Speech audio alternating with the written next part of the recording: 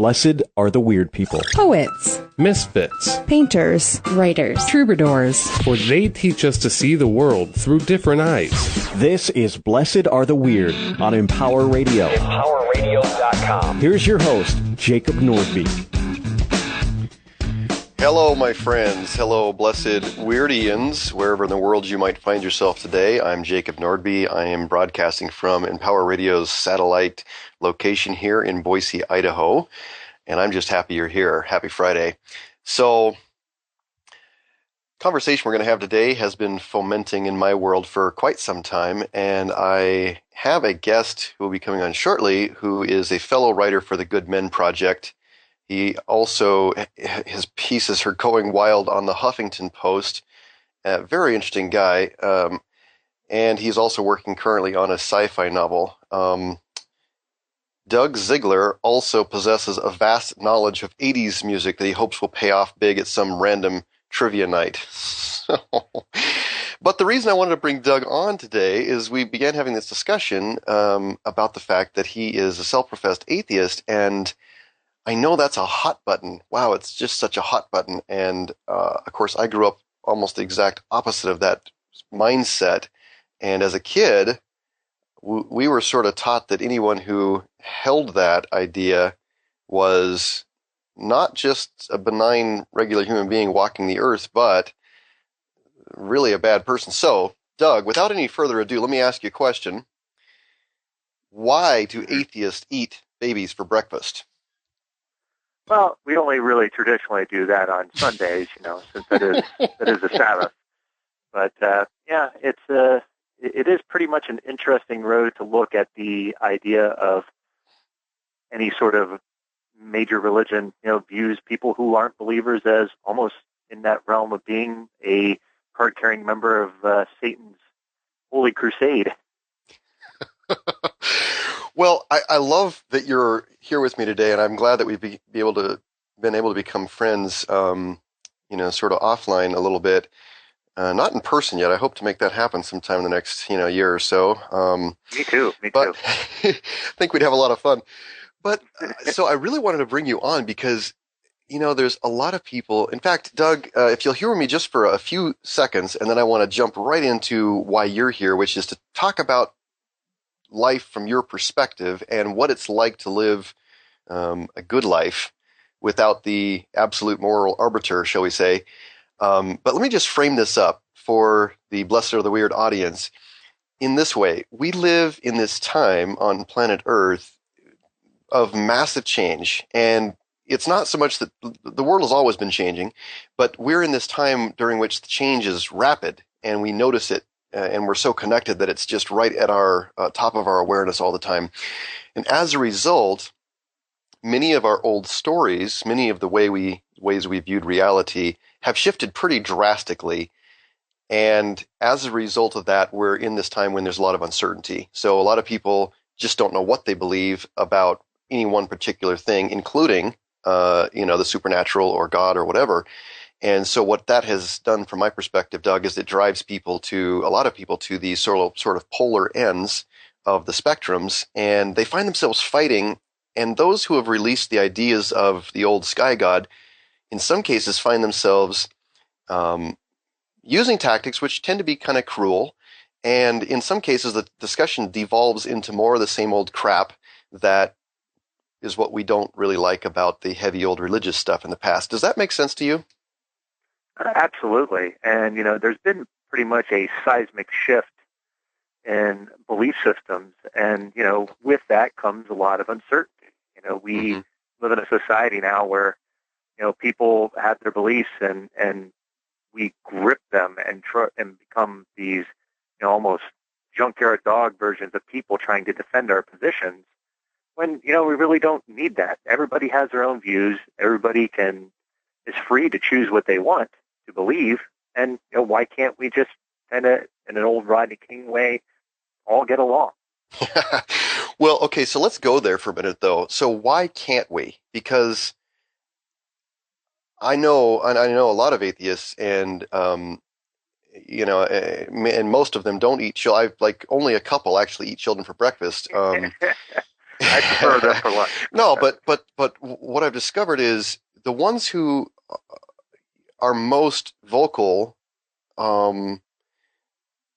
just it feels like we can't get along with the other side because we can't. And I think there's a seed of truth in that. And what would that seed of truth be, Doug?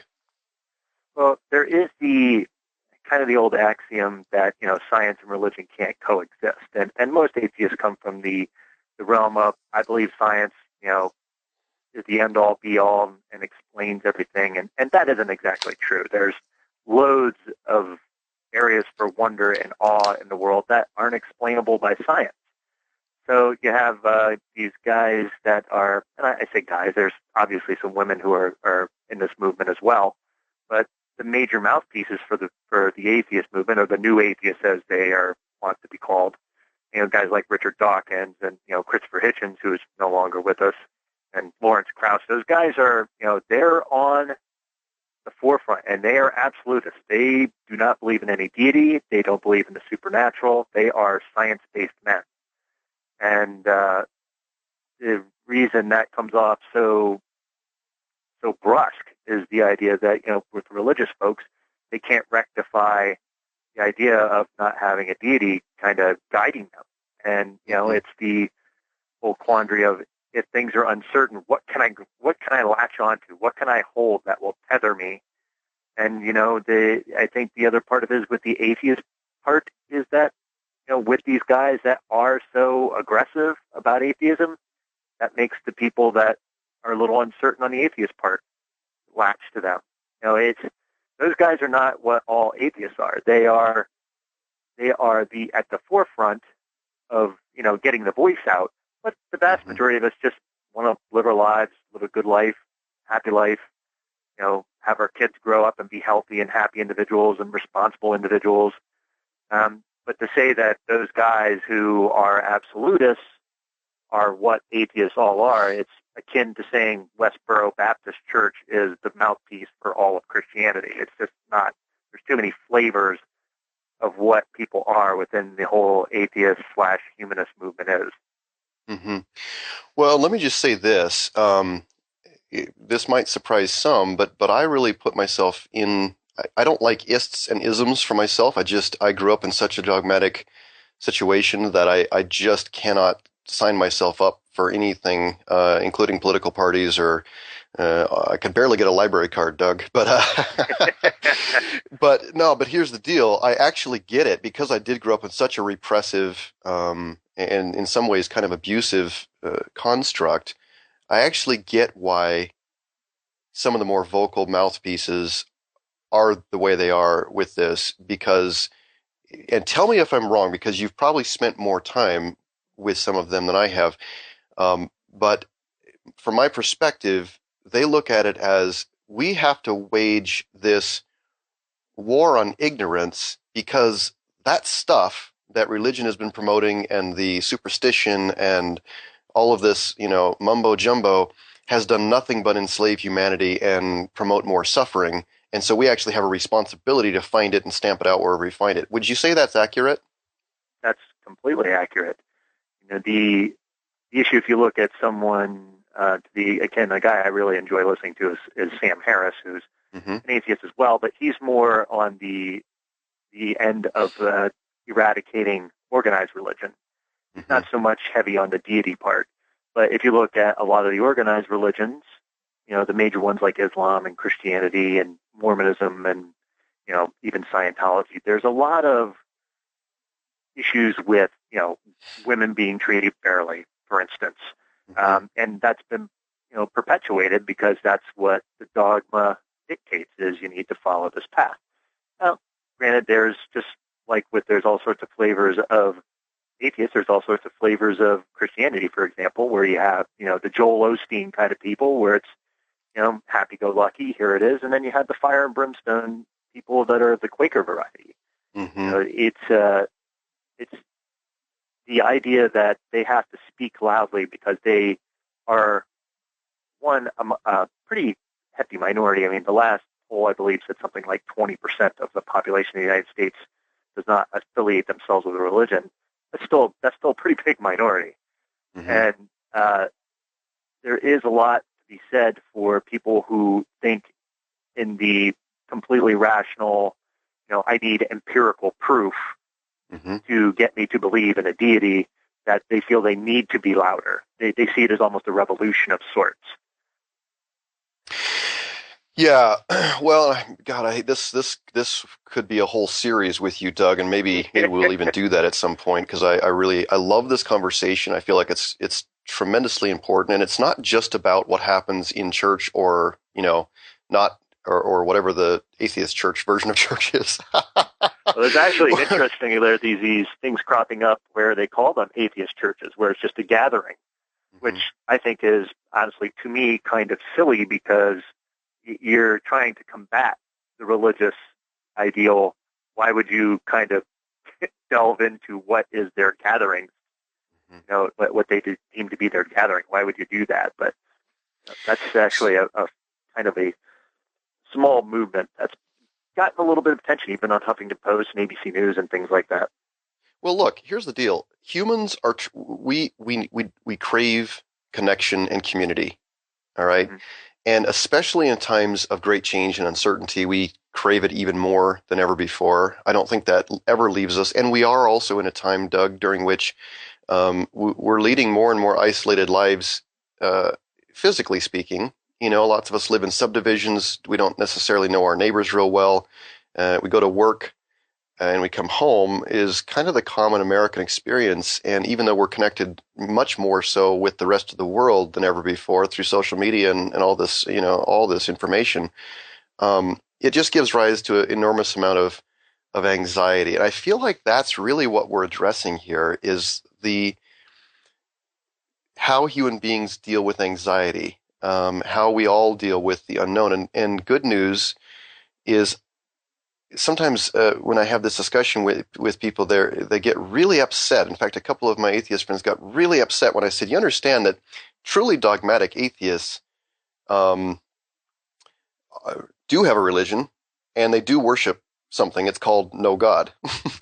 And it has its own set of dogma and all of that. Now, I'm not painting everyone with that brush, and that's not really even part of this discussion. What's interesting for me, though, Doug, is I went through my own journey in life and I wrote about it in The Divine Arsonist, where I basically had to have and had all of my concepts burned down. And it's been a fascinating journey since then, because I really examined deeply, okay, well, what if everything is just mechanical? Maybe that is, and I discovered, Doug, that even in that quest, there was a search for certainty. Does that make sense? Yeah, because as a species, the idea of having something that we don't understand or can't quite grasp is scary, and it's why we explore. It's why, guys would sail across the ocean when they thought it was flat. There's a lot of want and desire to know. And that also ties into a lot of the vitriol that we get into between, even political parties or religious differences is, I'm scared, but I know what I know, and I don't want to be wrong. There's a lot of I don't want to be wrong. And as human beings, our egos tend to jump to the forefront and try to defend our positions simply because we don't want to be wrong. We want to believe what we believe and know that it's right. So someone challenging that can be a little scary as well. And, this whole idea of how we are coming forward and moving away from sort of the older religions is scary for folks that are heavily invested and indoctrinated into it. So I think that it's a scary time for them. So it's no wonder that they will defend it more heavily, simply because people don't like new in a lot of respects. Yeah, and I discovered when I would leave, because I have had a number of leavings of really what appeared to be very solid constructs for myself, Doug. When I would leave one, I would kind of go looking for the next one that was solid. Okay, that one was BS, but I'm looking for the next one that will make sense. Now this makes everything make sense. And I had the benefit of having the next one also get decimated for me. So this became this understanding for me, Doug, that I'm not going to find any one bubble that I can pop into which will forever and always make sense of the world for me, and is absolutely true without any cracks in the armor. I'm mixing. I love to hash metaphors there, so there you go. But let's talk a minute about. I have to agree with you on that. I look at someone like my wife, she has delved into things, looking into Celtic lore and Celtic beliefs, and even going into paganism, and which gets a gigantically bad rap from the old church, but it basically was more of a natural look at the earth, and their gods were more or less just nature itself. But I find it interesting that she will look at things, and she doesn't believe you have to find a bubble. You can find pieces that fit what works for you, and that's really what we all need, I believe, is just something that works for you. If you believe that Christian God is what you need and it works for you and it gives you joy and happiness, and most importantly to me, doesn't cause anybody else pain, then I think you should feel free to explore that as much as you want. And you shouldn't also prevent anybody from exploring if they want. I agree, and I want to nod to the folks who do feel it's their duty, to challenge the silliness, and not just silliness, but actual repressive and abusive superstitions and all of that. I want to nod to them because I really honor that part of the conversation in this world, even though it's not comfortable. I tend to be a real nice guy, and I like to find common ground with all of us. But I actually honor the extremes because it's part of the conversation. It's part of the burning down process that I feel humanity is trying to do right now. So even though I don't love it, I don't embrace the extreme and the drama and the political stuff back and forth, I also understand, Doug, that part of what's happening is that challenge is it's like a charge on an old castle that where people are held prisoner. And so from that perspective, I actually really appreciate it. I feel like there's a different way, but in some fashion, humanity's doing what humanity needs to do right now to make some pretty significant changes, I feel. Yeah, I have to agree. I actually think that it's akin to like what nature does, where it does, a brush fire, and it just wipes off the overlay and the stuff that it doesn't need, so new stuff can crop up and grow and make things new and whole again, and just try to regenerate what we have. Mm-hmm. And it doesn't mean that religion's ever going to completely go away. I don't think that's likely. But I do think there's room to help people who are in religion who can't see past it, to give them a lens to see the world outside of just that narrow little scope. And conversely, they could help us potentially see something else that we didn't see. Mm-hmm. It's not something where I believe you can go in thinking that I have all the answers. Mm-hmm. I don't have all the answers. There's a lot of stuff that I don't know. And, I'm not frightened by that. I think that's a great thing, that I have a whole life to try to sort through what I believe and where we are going. I think that's a great thing. Yeah, I agree. And, Doug, I didn't mention this to you before, but we get the ability to read people's minds when they tune into this show. And right now I'm reading some minds, not so much of the folks who would self-identify as atheists, but some of my dear friends and people who are listening who want to cross the line into more freedom, internal freedom, but they're still kind of held by Pascal's wager. And I know, being the thoughtful and well-read person you are, you'll know about it. But in case people aren't aware of Pascal's wager, Blaise Pascal, fascinating mathematician, philosopher. And the argument kind of runs like this. If you erroneously believe in God, you lose nothing, assuming that death is the absolute end. So if there's no end, if death is the end and you believed in God all your life, then you really didn't lose anything. Whereas if you correctly believe in God, you gain everything. In other words, you don't go to hell and you get to heaven or whatever. But if you correctly disbelieve in God, you gain nothing, because death ends all. Whereas if you erroneously disbelieve in God, you lose everything, eternal damnation. So I can read the minds of some listeners who have been in some kind of religion for a long time, and whether they know it or not, Pascal's wager is running around inside of them. And I've had a lot of discussions with people who didn't know what Pascal's wager was, but it was still there. How would you address that? You can make that claim for any religion. I mean, Pascal was a Catholic, so from his perspective, it behooved him to speak strictly to that God. But, you could, if you pick that one God, then you alternately are ticking off any other God, like Allah or Odin or L. Ron Hubbard, whatever one you want to choose. But that's the thing, is you're still bound by a belief system in what he was promoting. In that there's still dogma that you have to follow to get to that particular heaven or Valhalla or whichever one it might be for that particular religion. There's still laws and rules you must follow. I think there is a really interesting quote in a movie that was actually based on a Stephen King book called Needful Things, where the devil comes to the town, and Ed Harris is speaking to him, and he said, "Do you believe in God?" And he said, "Honestly, I always thought that if I just lived a good life, it didn't really matter." And I thought that was pretty astute.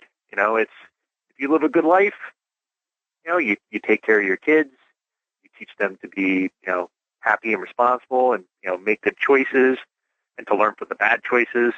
I mean, really, we all want the same things. We want happiness, we want joy, we want health. If prosperity is part of that, and I don't define prosperity by money, then I think we're all on common ground there. We all want that at the core. Right. Well, and I want to pay respect to people who have that. I mean, we're talking about an understanding or a belief that goes. This is embedded in consciousness very deeply, Doug. That whole Pascal's wager thing. Absolutely. And that's why it's such a tough route for people. The fear of hell, for example, in my life growing up was so powerful. It was one of the last things. It was one of the last things that I finally was able to release. Was this fear? Maybe I'm wrong. Okay. But so just because we don't have enough time to really delve into this for a long time here, I'm going to move back to you for a minute and go back to where I started asking you, why do atheists eat children for breakfast?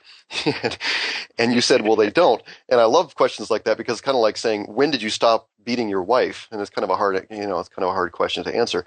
Right. But the other argument people have is, well, okay, but if there's no God and if there's no consequence, then what's to stop me from doing whatever I want? Just, tearing stuff up, screwing everybody, financially or physically or whatever, and murdering people, running amok essentially. So what's to stop me if I don't have any boundaries, no fences? How do you answer that as somebody who practices a life without that moral arbiter?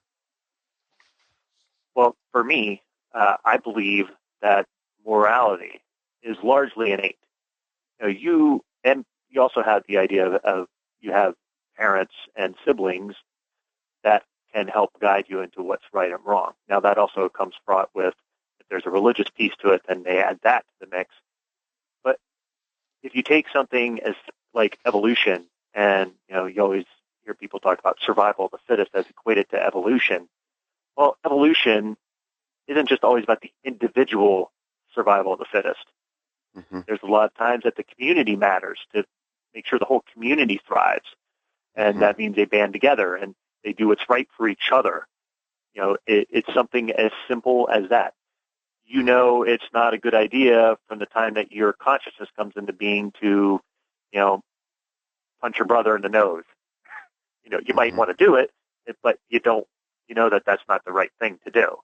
Yeah. So I think that really within our DNA and just the essence of us that we know what's right and wrong, basically. There is, obviously some anomalies where, people are just through some sort of bad mix of DNA become just bad people.